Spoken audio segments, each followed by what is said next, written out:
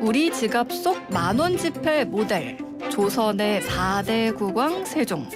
그의 업적은 한글 창제뿐이 아니었습니다.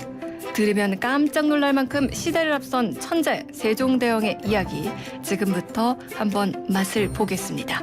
맛깔스러운 역사 이야기들만 골라서 푸짐하게 한상 차리는 시간, 역사 맛집 신일구 역사 셰프 김준우 선생님과 함께합니다.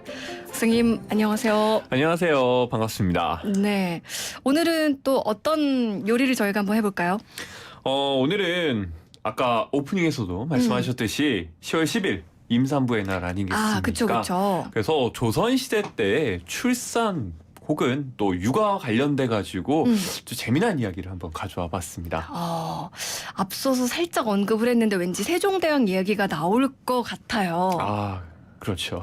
왜 천재라고 했을까요? 세종대왕의 업적이 상당히 많습니다, 사실. 그래서 학창 시절 때 여러분들이 뭐 역사를 많이 배웠겠지만 사실 세종대왕의 업적은 엄청나게 많이 배우게 되거든요. 어제 한글날이었잖아요. 맞아요. 국민정음 창제부터 시작해서 뭐 과학기술 뭐 여러 가지 있지만 네. 교과서에 나오지 않는 또 다른 업적이 한 가지 숨어 있습니다.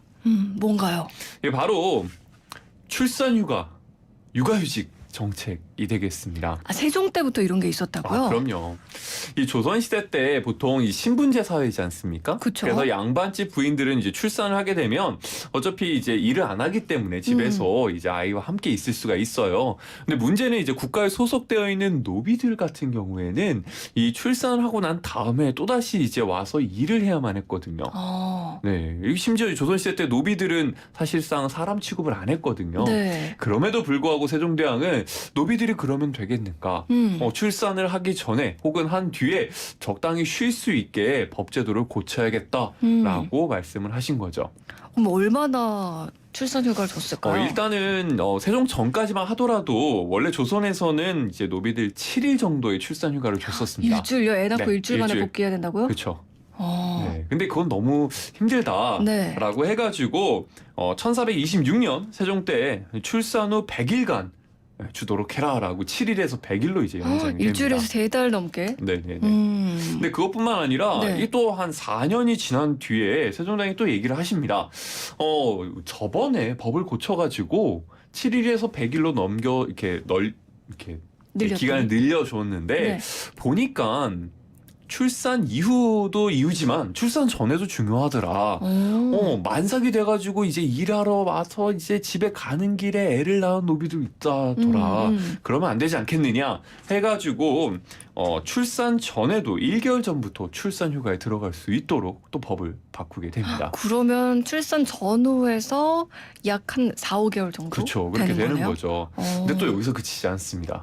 또요? 네. 이 노비의 경우에는 100일 동안 쉬어라라고 하는데 문제는 이제 출산 후에 100일 쉬는데 움직이기가 좀 힘들지 않습니까? 네. 그럼 옆에서 도와줄 사람이 필요한데 보통 노비의 남편도 노비거든요. 그러면 이제 남편은 일하러 나가고 집에 아무도 없는 거예요. 네. 그러면 이제 몸조리하기 힘들다 해서 남편들도 함께 쉬어서 이제 육아에 동참하도록 해라라고 한 것이죠. 네. 그래서 이제 남편들도 30일간 육아휴직을 허락하게 됩니다.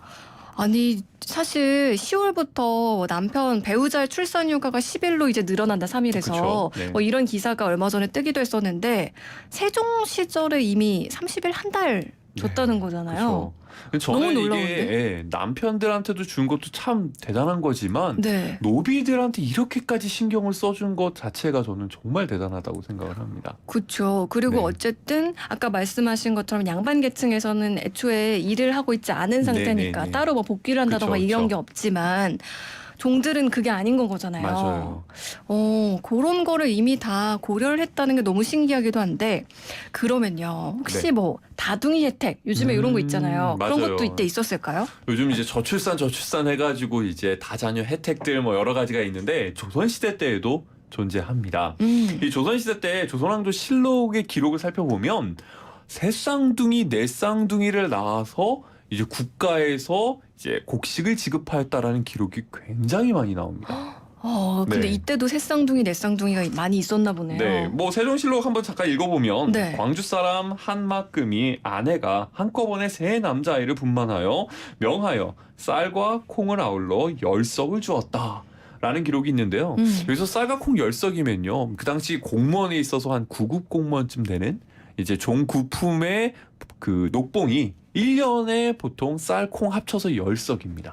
연봉을 한 번에 준 거네요. 1년치 연봉을 이제 준 거죠. 하긴 이제 새쌍둥이면 아이들 키우려면 얼마나 이제 힘들죠. 네, 많이 들어가겠어요. 네, 맞아요. 요거를 다 고려했다는 건 거잖아요. 네, 그렇죠? 그쵸. 아니 근데 이 당시에 세종 당시요. 지금처럼 뭐 저출산이거나 이런 건 아니었을 거 아니에요. 저출산은 아니었지만 그 당시 국가 관념을 봤을 때에는 네. 백성들이 많은 것이 나라의 힘이다라는 생각은 갖고 있었어요. 그래서 이제 조선을 건국할 때 이제 시스템을 짠 정도전이 이런 얘기를 합니다. 임금은 나라에 의존하고 나라는 백성에 의존하는 것이니 백성이란 나라의 근본이며 임금의 하늘인 것이다. 그래서 이제 조선왕기 정조 같은 경우에는 이제 매년 인구조사에서 보고를 하거든요. 네. 그때마다 예의를 갖추면서 받았다라고 이제 기록에 나와 있습니다. 사실 왜 얘기를 들어보면 옛날 그 왕들은 이 인구를 참 존귀한 것으로 중요한 그쵸. 것으로 굉장히 그만큼 중요한 것으로 생각을 봤죠. 했다는 건 거잖아요. 네네. 근데 어느 순간 이제 저희 어렸을 때 제가 태어날 때만 해도 하나만 낳아 잘 기르자 뭐 이런 그렇죠. 아들 딸 세대가 구분 없이. 네. 뭐 그런 세대가 됐는데 또 불과 이제 몇십 년 사이에 이제 둘이나 한 명도 안 낳는 그런 시대가 됐단 말이에요. 그렇죠. 그리고 뭐 앞서서도 지금 임신해서 입덧 중이다, 뭐 곧 있으면 태어난다, 뭐 이런 이야기들 보내주신 분들도 많았는데 네네. 임신 중인 부모들이 가장 신경 쓰는 것 중에 하나가 태교잖아요. 태교죠. 정말. 이 조선 시대 때도 태교 뭐 이런 게 있었나요? 조선시대 때 태교가 굉장히 유명했습니다. 아 그래요? 네. 근데 이제 뭐 여러 곳에서 태교를 했겠지만 그래도 가장 관심 있는 건 아마 왕비들의 태교가 아닐까. 그렇죠. 왕비들은 도대체 어떻게 했을까? 저 훌륭한 왕을 출산하기 위한 사명을 띠고 이제 궁궐에 들어갔으니 네. 이제 태교에 엄청 신경을 많이 썼을 텐데요. 기록상 남아있는 최초의 태교는 이제 세종대왕 때입니다. 아 역시 세종이네요. 이 세종대왕의 부인이었던 소헌왕후가 이제 첫 딸을 낳게 되는데 네. 그 딸이 이제 정소공주거든요. 이 정소공주의 이렇게 비석에 보면은 덕이 깊고 용모가 빼어남을 태교 덕분이다. 이렇게 이제 기록을 하고 있습니다. 아, 예, 비속에 그렇게 새길 만큼. 네. 그럼 어떤 태교를 했을까요? 이때 이제 세종 때 지은 태선요록이라는 책을 보면 이게 이제 태교에 대한 얘기가 나와 있는데요. 네. 여기서 이제 임신 3개월 이 무렵 태아는 환경의 영향을 받기 시작하는데 아직 성품이 정해져 있지 않았기 때문에 여기서 태교에 각별히 신경을 써야 된다라고 나와 있습니다. 네. 그래서 이제 내용을 살펴보면 좋은 향을 피우고 좋은 사람들을 만나고 시경과 서경을 읽는다. 숙소는 깔끔하게 하고 반듯하게 잘린 것을 먹고 반듯한 자리에 앉지 않는다. 그러니까 음악을 즐기고 좋지 않은 소리를 듣지 말고 좋지 않은 일을 보지 않는다. 뭐 이런 식으로 써 있습니다. 아니 뭐 좋은 거 보고 좋은 그쵸. 거 듣고 뭐 좋지 않은 일은 하지 않는다 뭐 이런 거 네네. 지금의 사실 태교 방법이랑 크게 막 많이 달라진 네, 뭐 크게 거 다르지 같지 않습니다. 않거든요. 맞아요. 근데 이 태교가 조선 후기로 가면 갈수록 굉장히 이제 엄격해지기 시작을 합니다.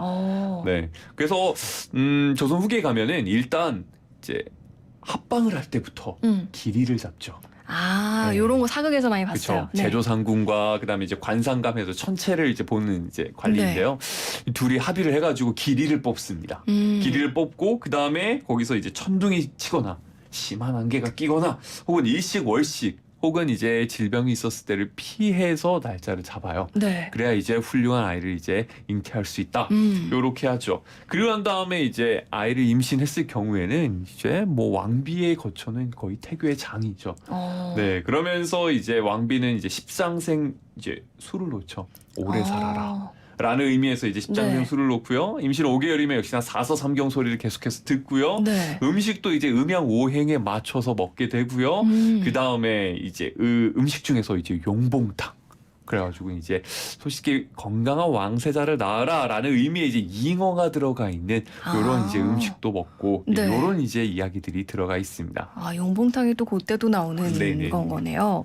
아니 그리고 또 조선시대 태교하면은 저는 궁금한 게 신사임당 최고의 학자를 또 길러냈잖아요. 맞아요. 신사임당은 물론 어머니 자체가 훌륭하시기도 했지만 어떤 태교를 했을지 좀 궁금하거든요. 이 심사임당도 이제 왕과 같은 인물을 출산하고 싶었던 마음이 강했습니다. 그럼 어떻게 알 수 있냐면 심사임당이라고 불리는 우리 사임당 있잖아요. 네. 이 사임당이 당호라고 불리는 거거든요. 네. 그러니까 사람 이름 대신 이제 부르는 이제 사임당 이렇게 부르는데 그 사임당의 뜻이 스승사자의 임인데 이 임이 태임이라는 사람을 뜻해요.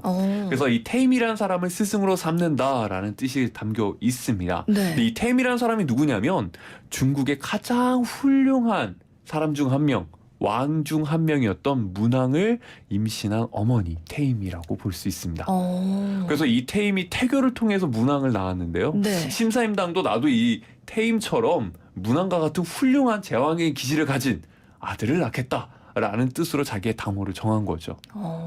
이미 뭐 호를 정할 때부터 어떤 의지가 담겨 있었네요. 그렇죠.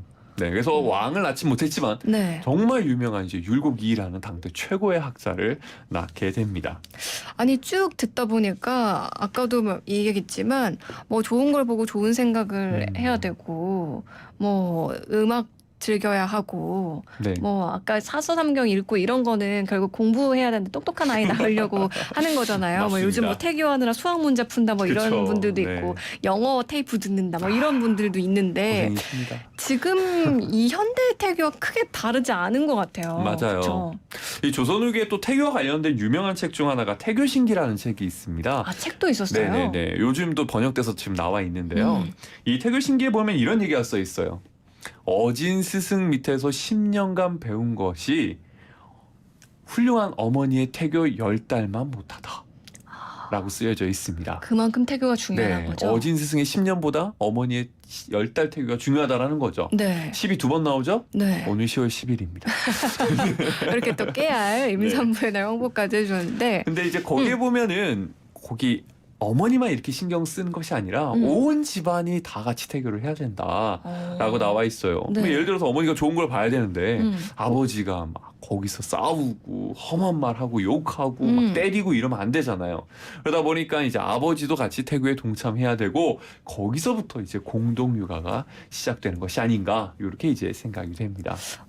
지금 든든 육아 공동 육아 사실 이게 조선시대 때부터 계속 이제 됐던 이야기라는 게 좀 놀랍기도 하고 네. 그걸 우리는 왜 지금 잊고 있어서 다시 캠페인을 해야 하는가 뭐 그러니까 이런 생각도 좀 드는데 맞아요. 기복이님께서 선생님 진짜 대화 리액션 너무 좋으세요 이렇게 보내주셨고 미란다님께서 심사임당 아들이 문왕급 인물이 되길 바랬던 거군요. 처음 알았어요. 신기반기 이렇게 예나 지금이나 어머니의 사랑이란 엄청납니다라고 해주셨는데 맞습니다. 그렇죠. 자식을 또 좋은 사람으로 기르길 바라는 마음은 예나 지금이나 똑같은 것 같습니다. 그리고 또 느끼는 게 예나 지금이나 아이를 낳고 기르는 일이 정말 중요한 일이고 그렇죠. 이렇게 나라적으로 국가적으로도 또 중요시했구나라는 생각을 다시 한번 하게 됩니다. 오늘 선생님 이 조선시대 세종 얘기랑 뭐 태교 얘기했는데 갑자기 좀 모르는 걸 알게 된 느낌이에요. 또 역사 맛집 들을 때마다 그쵸. 배불러지는 그런 느낌입니다. 이게 아무리 유명한 사람인다 하더라도 우리가 교과서에서 배우는 것 말고 더 재미난 얘기가 많이 숨겨져 있습니다. 네, 그러니까요. 뭔가 뭐랄까요, 이렇게 딱 정해진 반찬 말고 특별한 특별식을 먹은 듯한 그런 느낌이 듭니다. 역사 맛집 오늘도 신일고등학교 김준호 선생님과 함께했습니다. 선생님 오늘 말씀 고맙습니다. 네, 감사합니다. 네, 이어지는 곡 좋아서 하는 밴드예요. 우리 함께하면.